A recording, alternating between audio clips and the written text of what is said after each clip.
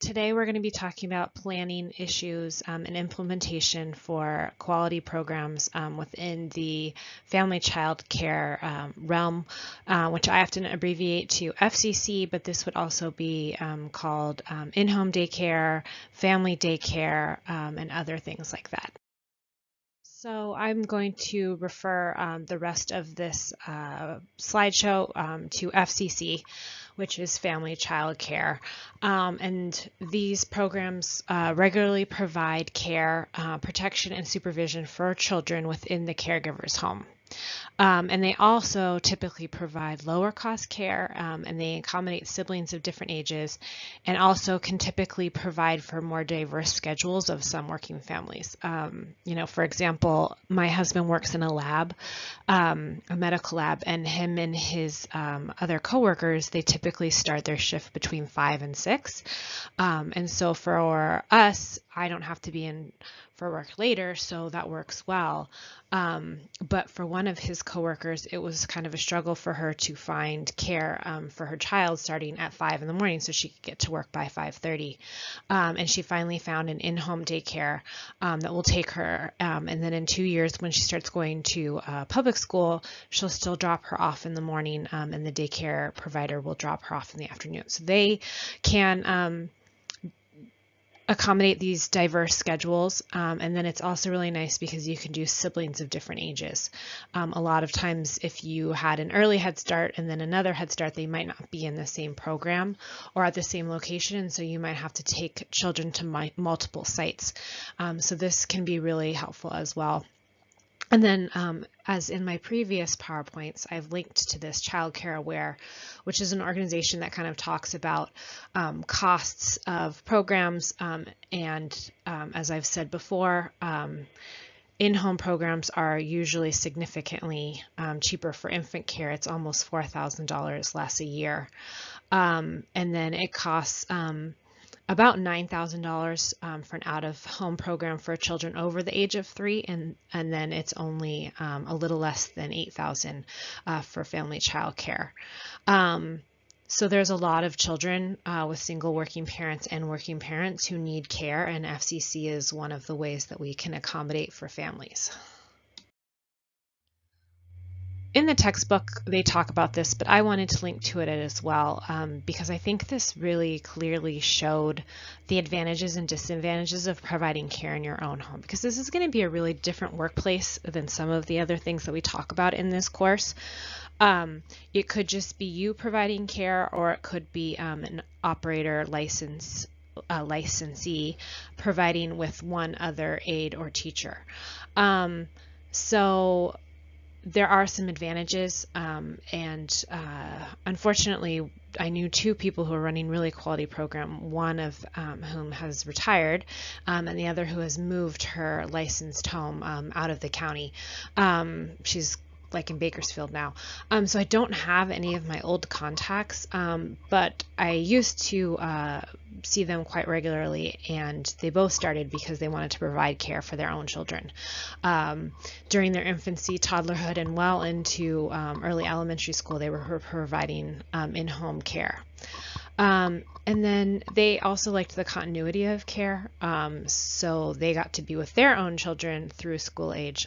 They also, some of the families in their neighborhood, they had them for 6 or 7 years, and I think in one case it was 12 years because it was 3 kids back to back almost. And then they grew some really close relationships with families and children. I know that the disadvantages, and I'll talk more about this, but I subbed when I was in my bachelor's and my master's for an in-home care, and she did some really long hours. She typically had me, when I was subbing for her, come 7 to 4, 8 to 5, but she had been open well before that, and stayed open long after I had left to accommodate, like I said, those kind of diverse working schedules of some families. And then also there can be kind of a lack of community or adult interaction for the teacher. So you do get to meet and greet with the parents every day, but then if you don't have another teacher working in the home with you, if you don't run a large in-home daycare program, it's just kind of you with the children all day long, and that can be kind of difficult for some people. And then also you kind of don't have those professional contacts in a professional community or networking system that you would if you had a traditional workplace where you left your home, and that can be difficult for some people as well. There are some networking and resource groups that I'll link to later in this if anybody who's running an FCC wanted to get out and kind of meet some people within their program. And this third point, I definitely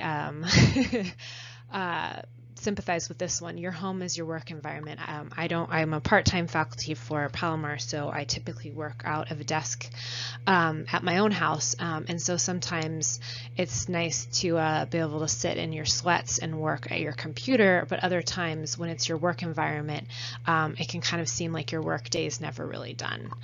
And then your pay can be variable. If families drop out, or you take time off, or you're going to have to let somebody go from your program because they're not paying, and I mean like a family who's having difficulties and they're not paying you. So in these cases, your pay can be variable, and that can be difficult.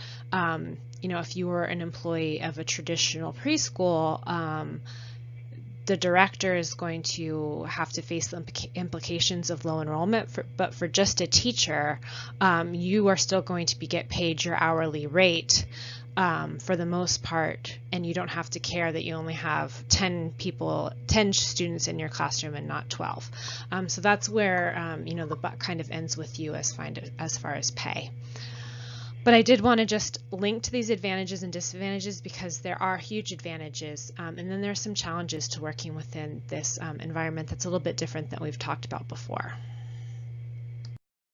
Not loading very well, but I did want to put this in. This is from YouTube, and it talks about a in-home provider, Natasha, and she's a family child care provider, FCC provider, and I like it because it talks about the need for professionalism, because we do meet the need of a lot of our communities with our FCC homes, but we also need to have the same standards of quality and professionalism.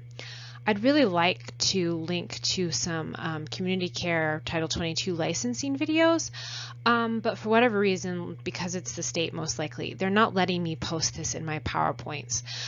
So at the bottom of this page, I have a link. It's the CCLD, so the Community Care Licensing Division, and then Childcare videos. So if you search that, it will bring up I think there's 15 videos, and it talks about getting your license, what happens if a parents make a complaint against you, how to budget, is this field right for you? So if you haven't been to this website recently, please go to the Community Care Licensing Division's childcare videos and watch those, because I can't link to them here, but they are a really, really good resource for kind of understanding the basics of licensing.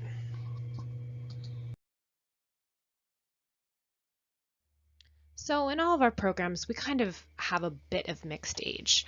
Infants, you're having a tiny little baby, a 6-week-old, and then a 10-month-old who, learned how to walk, is rampaging around the room.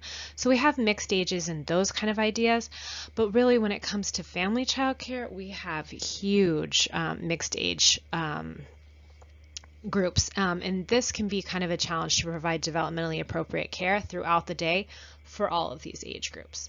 I've got some ideas from the Creative Curriculum for Family Childcare, and that's by Dodge and Kolker, and it's actually from 1991. It doesn't even have color pictures, it has hand-drawn pictures. It's an oldie, but it's definitely a goodie. It's really influential. You're probably all aware of Creative Curriculum, but their Family Childcare book is really excellent. It has lots of ideas for planning, and it's still really relevant. So kind of their ideas for FCC providers is kind of going for that balance. Indoor, outdoor, quiet, active, planned, unstructured, stuff like that. All kind of programs should be doing that, But when it's maybe just you in your home with, 4 or 5 kids, there can be a tendency to not plan as well. And so having a routine or a schedule is going to be helpful. Because other children are going to have a schedule, but infants and toddlers, like we've talked about, are very routine based, and that's variable, on their biological needs. So we need to have a routine, but then we also need to have a schedule for our older ones so that they can have indoor and outdoor space and they can have planned activities. So that's kind of a contradiction, and it's kind of a give and take that you have to figure out within your own FCC home. But they really talked about making the routines meaningful, and especially for our mixed age groups, meal times can be really helpful. It can be a time for everybody. Even if an infant already had a bottle, they can be held in the caregiver's arms, or they can sit at a high chair, and gnaw on a toy or something like that while the entire group kind of comes together and talks. They also, and I really like this, is planning for hectic times. So a lot of times with an FCC, you're going to have drop off or pickup for older children. And that's why you have an FCC, is you can kind of meet those diverse schedules like we've talked about. So kind of like special stroller toys, then the younger children come to understand that these are special, like matchbook cars or something like that, and they're for particular times only, and they look forward to it. And that allows you time to pick up and then maybe settle older children, or it could be quiet games and activities, but it's special for a specific time, and maybe that's a hectic time, a drop off, a pickup, or vice versa. For older children, they have, maybe they're allowed to play Candyland while you settle the infant or the toddler down for a nap. So just kind of having and planning for hectic times can be really nice for developmentally appropriate care for all of your mixed age kind of throughout the day. So here is my kind of ratio sheet that I've talked about. In our last couple slides, it was all about Title V and Title 22, but now we're looking at small family child care homes and then large family child care homes. So if you're a small family child care home, you can have kind of 2 different ideas. So it really goes for the maximum number of children that you can care for, including children under the age of 10 who live in the home, is one of the following. So 4 infants or 6 children, no more than 3 of whom may be infants. And then 6 children or up to 8 children, one child is at least 6 years of age, and one child is enrolled in attending kindergarten or elementary school, and no more than 2 infants are in care. And so parent notification and property owner consent must be on file for that. And then our large family child care is a maximum number of children cared for when there is an assistant provider in the home, including children under the age of 10 who live in the home, and the assistant provider's children are under the age of 10 as well, is either 12 children, no more than 4 are infants, and then up to 14 children when one child is at least 6 years of old, one child is at least 6 years of age, and then one child is enrolled in and attending kindergarten or elementary school. And in this case, there can be no more than 3 infants in care. And then parent notification and property owner consent must be on file. So small family child care is typically with one provider who might have their own children who are under the age of 10 who live in the home. So if you can have 4 infants, or you can have 6 children and only half of them, so 3 can be infants. And then you can have 6 children or up to 8 when one child is at least 6 and one child is in public school or leaving the home for schooling. And then you can't have more than 2 infants. So that's kind of that small family child care. And then our large child care is when there's an assistant provider in the home.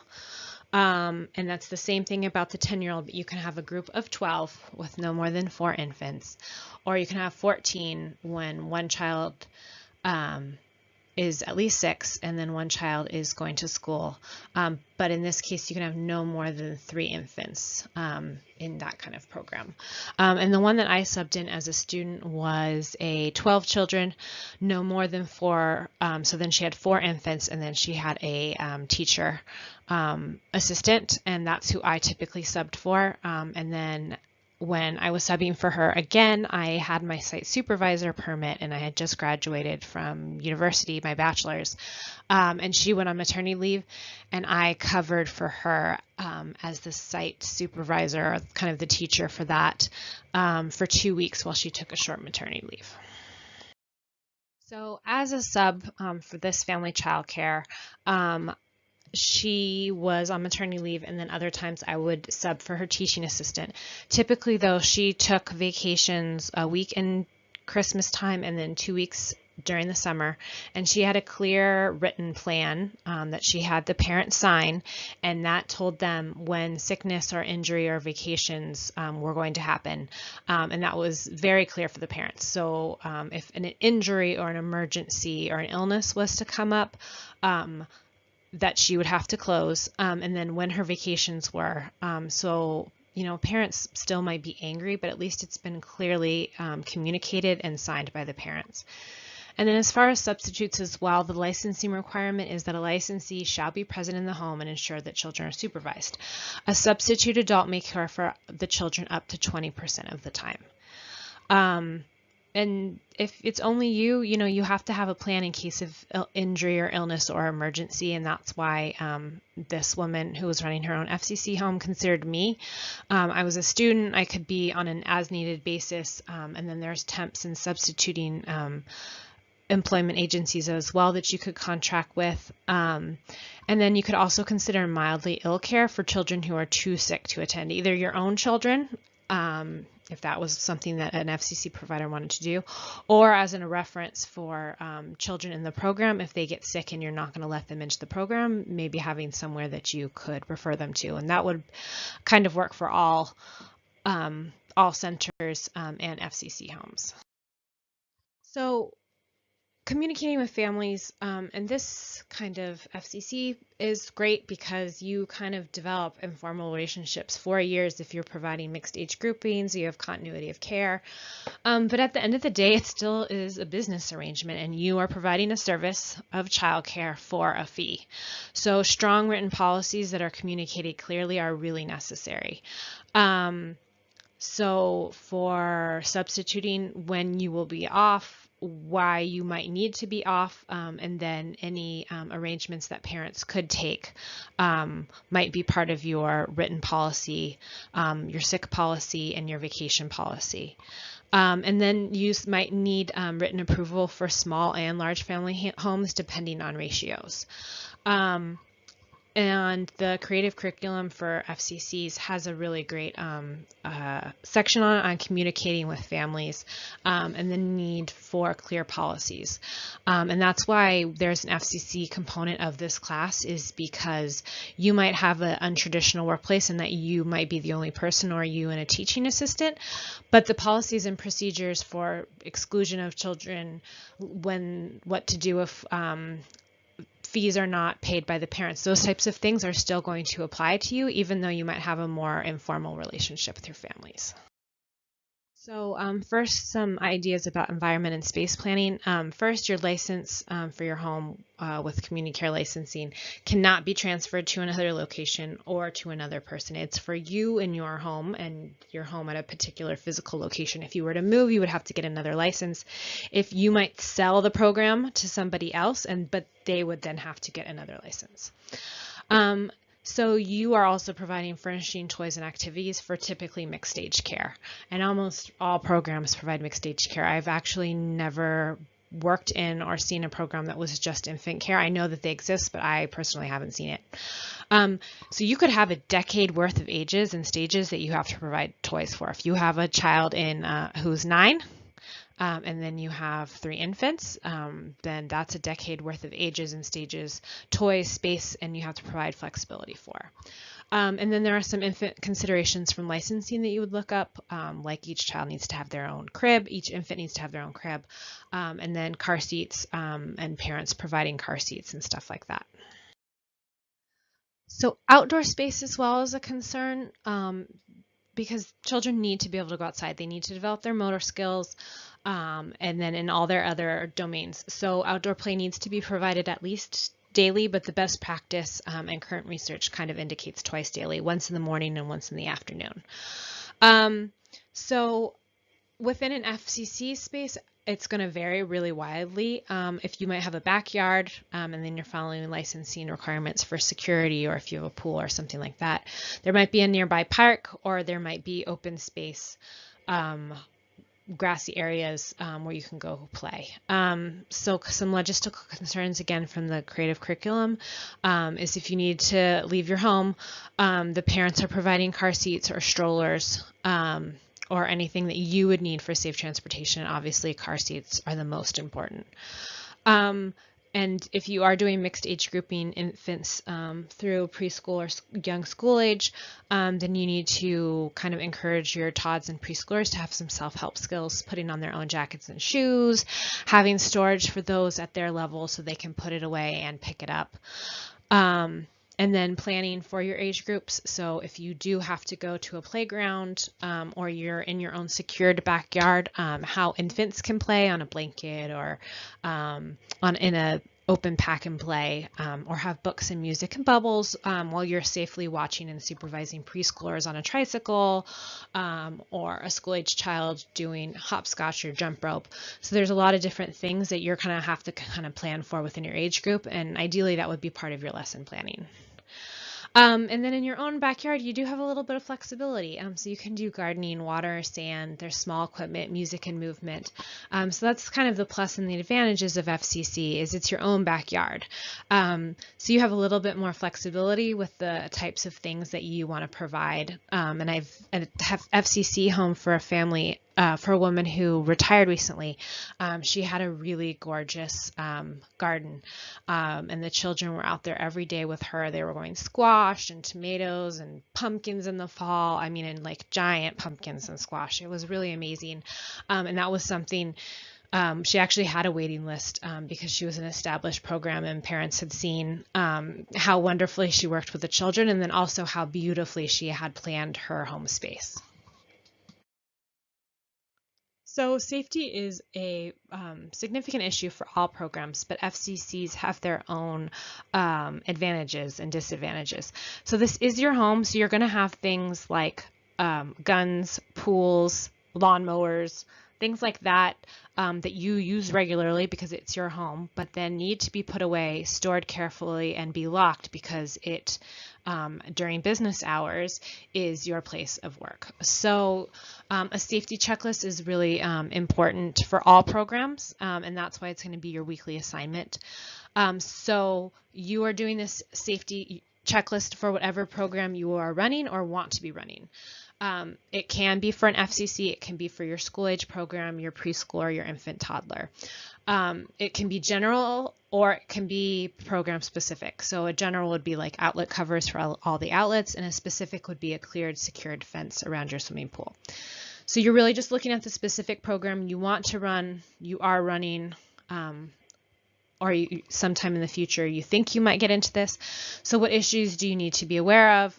Like when I worked on Pendleton, we needed to have snake guards because we were near a lot of open space. We had snake guards on, which are just kind of low mesh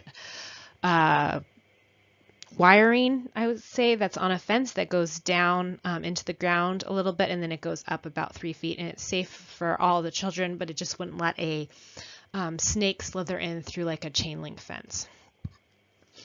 In infant care, you know, we would get down on the floor and see what hazards or small toys were removed daily because our infants are on the floor all day long. If you don't have a current site, you can model it on a previous program, or you can think about the program you're in and what safety concerns you need to be aware of, and you're going to put it on a safety checklist template that I've provided. Some safety concerns with with FCC programs, though, large family homes are going to need to get a fire clearance from your local fire authority. And then for child care centers, this is for all child care centers. But really with FCC homes, there's safety outdoors and inside. So like swimming pools will need to be fenced with like a specific type of clear fence, and I think they're locked as well. I got a just drop-in licensing visit one time years ago when I worked at an infant toddler center, and she asked me if there were any guns on site, and I like started laughing because it was like, no, I don't bring my shotgun to work. And then I asked her, does that happen? Do people bring guns to work? And she said, it happens all the time, but it's at FCC homes. And so there are very specific licensing requirements about guns and guns lockers, and where they can be stored and stuff like that.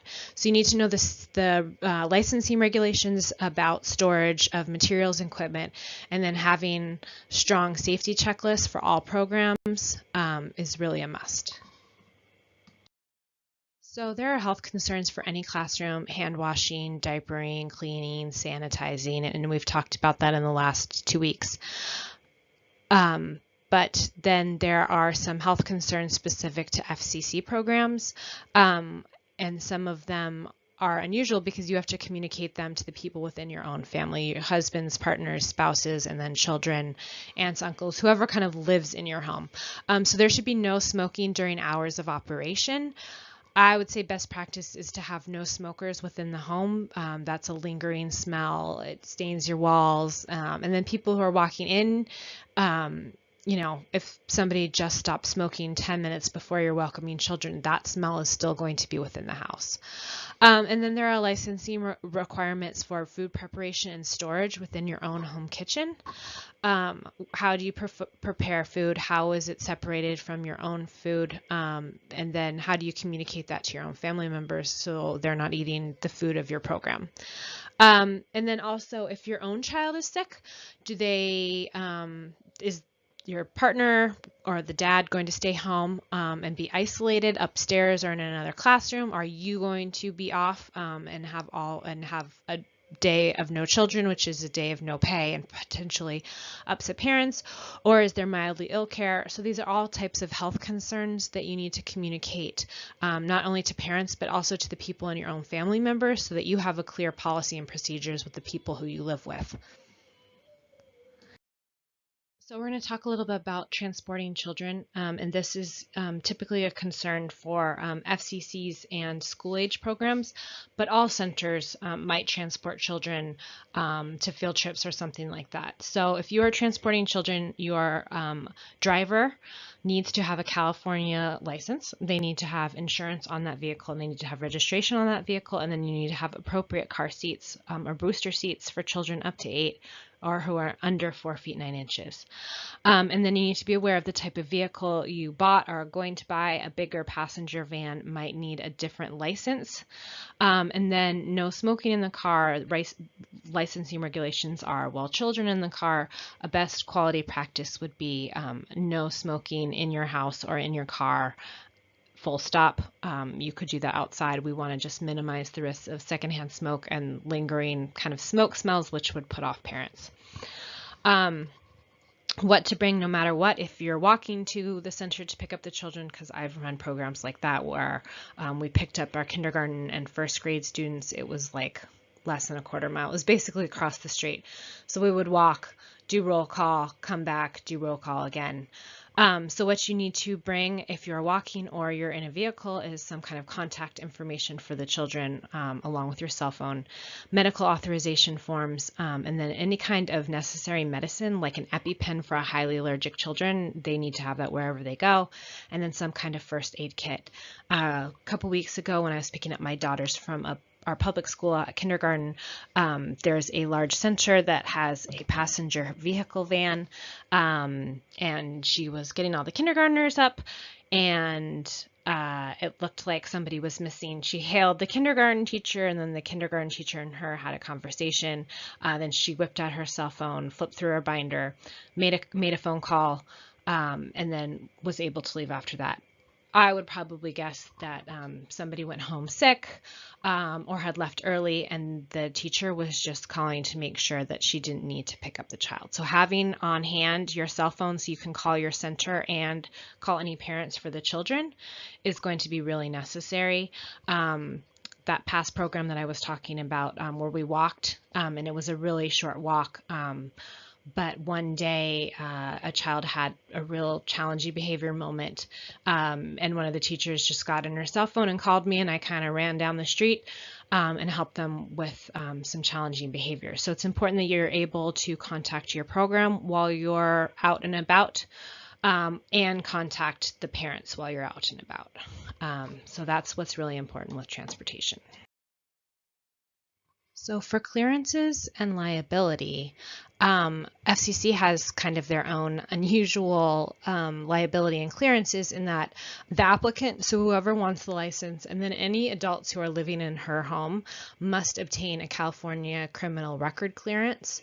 And that's for anybody over the age of 18. So that could be children, aunts, uncles, spouses, partners, boyfriends, anybody like that. And then all of those people need to be checked against the Child Abuse Central Index as well. And then something that applies to centers and FCCs was the idea of carrying liability. And then we will go over this when we talk about budget, because that's kind of the bigger issue. Getting liability is just kind of a process. And then it's something that you, there's a certain dollar amount that you have to cover, and then you'll have to pay for it as well. So we will talk more about liability when we go over budgeting later in this course. So I've listed a training and resource from UC Davis.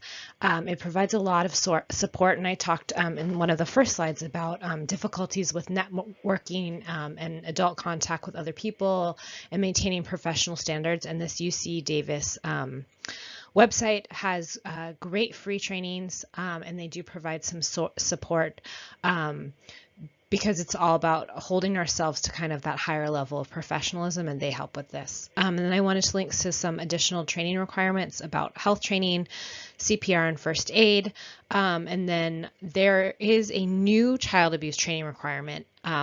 As of right now, I do not know what that is. And this applies to everybody who works with children. California is updating their training requirements. It will go into effect on January 1st, 2018. And then everyone will have until March 1st, 2018 in order to have it completed within their programs.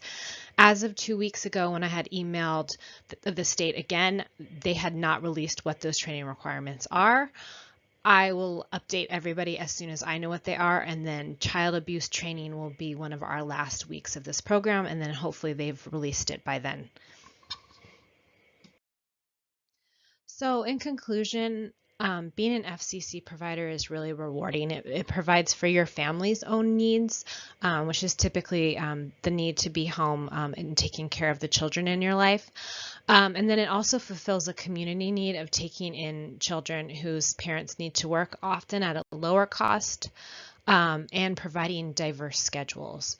The thing that we need to do is to hold ourselves to similar professional standards with health safety licensing, and most FCC providers do. There are unlicensed FCC homes out there, and we really need to bring them into our fold and educate those providers on the importance of being licensed, both for themselves and for the community as a whole. So to work on this week, we have 2 chapters from our textbook, but we don't have any additional readings. So it's 2 chapters, planning for school age programs and then planning for family and childcare. You have an online assignment, which is once again a 3-parter, but they're fairly simple parts. The first one is to create a sample staffing schedule for an AM and PM program. In the PowerPoint for the school age programs, I put an example of a staffing schedule for a PM program. You need to also create one for an AM. This will include ratio, so how many children and how many staff members, and then how breaks will be done. And if you provide lunch breaks or things like that, then you're going to cover how you would do breaks. Then there's a safety checklist. There's a template that will be linked to, and then you guys will add in your own checklist, either based on the program that you're currently working on, a program that you have worked in the past, or you can envision the program that you someday want to run. And this can be both general and specific things to your program, like if you're an FCC provider, what specific things in the home, like possible guns or lawn mowers, and then for other programs, what are specific challenges that you would need to be aware of as far as safety. And then the third thing is to write a couple paragraphs, 1 to 2 paragraphs on discipline for school-age children. So how children learn socially and emotionally, what your classroom management techniques are for dealing with challenging behaviors, and then you're also going to address bullying. why children bully, and then how your program will deal with children who are being excluded. Then on our discussion board, I'd like to bring in some ideas about disaster preparedness. After Harvey and Irma, how are we planning for disaster preparedness? This might be a question that parents are rightfully concerned about. We are an area that has been heavily affected by fires in the past. So how do we plan? What are the policies and procedures in place? So I'd love to hear from you guys what you do to plan for disasters. And then this coming Friday, which is the 22nd, is our Child Development Majors group, and that'll be on the main campus at San Marcos. I put the attachment PDF in an email from a couple weeks ago, but I am going to be there. We're going to be talking about self-care. And that will be from one of the professors in our department, Dr. Jessie Malore, and she's going to be talking about self-care. For directors, that might be a good thing because you're managing multiple things all at once. There's lots of multitasking, and then also making sure that your staff is taking care of themselves as well so that they can adequately take care of the children. And then, as always, there's always resources on Canvas which you can save as wanted or as desired for your director's file.